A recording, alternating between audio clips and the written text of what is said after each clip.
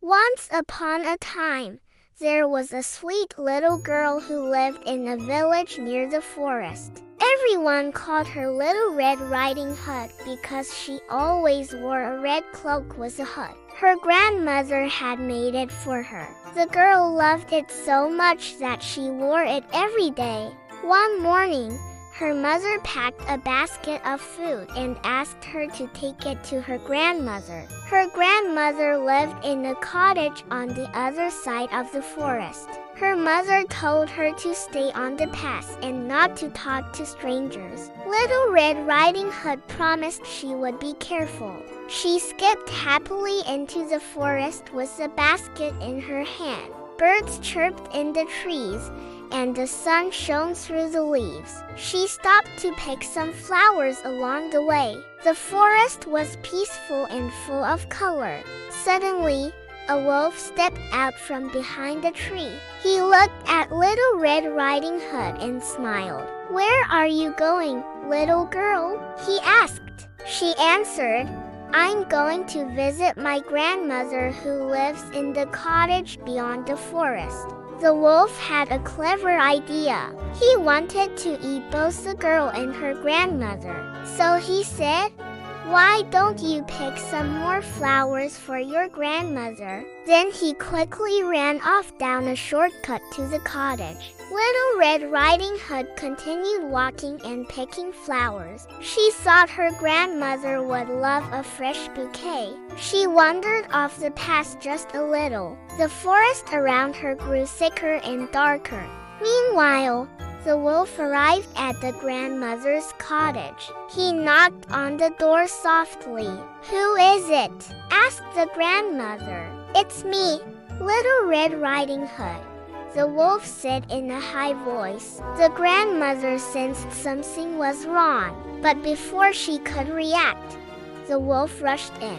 He swallowed her whole in one big gulp. Then he put on her nightcap and got into her bed. Soon, Little Red Riding Hood reached the cottage. She knocked gently on the door. "Come in, dear," said the wolf in a fake grandmotherly voice. She stepped inside with her basket of food. She looked around and felt something was strange. Her grandmother looked very different today. "Grandmother, what big ears you have," she said. "All the better to hear you with." "My dear," replied the wolf. "Grandmother, what big eyes you have," she said with a frown. "All the better to see you with." "My dear," said the wolf, grinning. "Grandmother, what big hands you have. All the better to hug you with." "My dear grandmother, what big teeth you have," she said nervously. "All the better to eat you with," roared the wolf. Then he jumped out of the bed and chased her. Little Red Riding Hood screamed and ran around the room. Just then, a woodcutter was passing by the cottage. He heard the girl scream and rushed inside. He saw the wolf trying to catch the girl. He raised his axe and scared the wolf. The wolf jumped back and tried to escape. The woodcutter swung his axe and forced the wolf to spit out the grandmother. The grandmother was frightened but unharmed. She hugged Little Red Riding Hood tightly.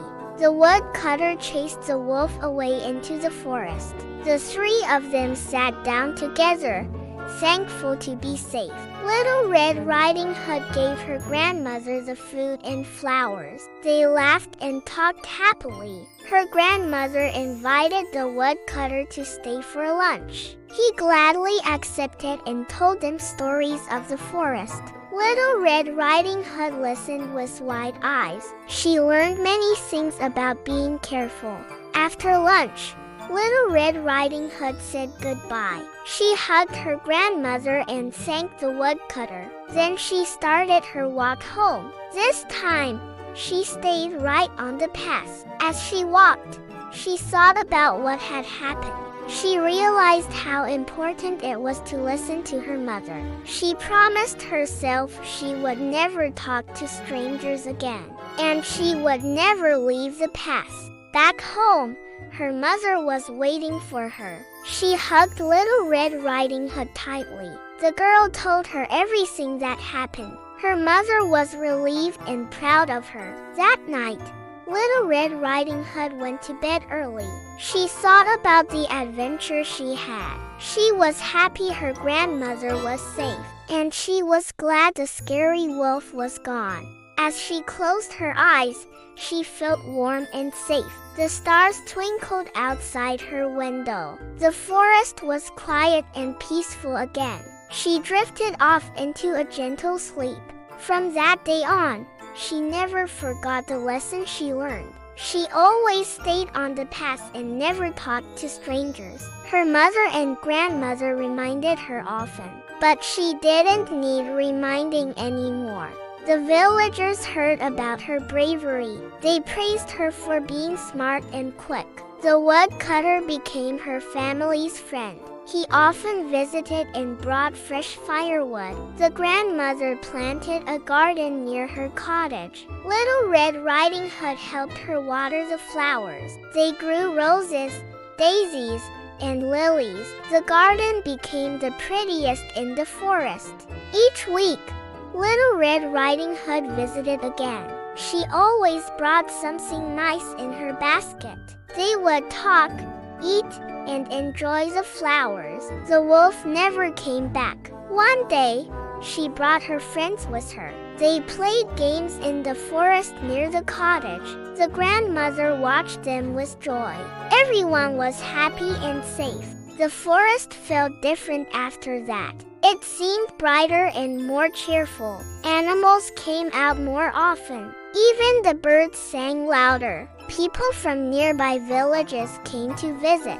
They admired the garden and heard the story. The grandmother loved sharing it. She told them how brave her granddaughter was. Little Red Riding Hood grew wiser each year. She remembered her adventure and told others. Children listened carefully and learned from her. They too promised never to leave the path. The wolf was never seen again. Some say he left the forest forever. Others believe he learned a lesson too. No one really knew for sure. But one thing was certain. Little Red Riding Hood had changed. She was no longer just a sweet girl. She was also brave and wise. Her red hood became a symbol in the village. It stood for courage and kindness. Everyone respected her more, and she always wore it with pride. Her story was told again and again. Parents shared it with their children. It became a bedtime favorite, and it always reminded them to be careful. Years later, she still walked in the forest, but now she was grown and strong. The path was still there, and she still followed it. The forest remembered her footsteps. The birds still greeted her. The flowers still bloomed for her. And the story of the Red Hood lived on.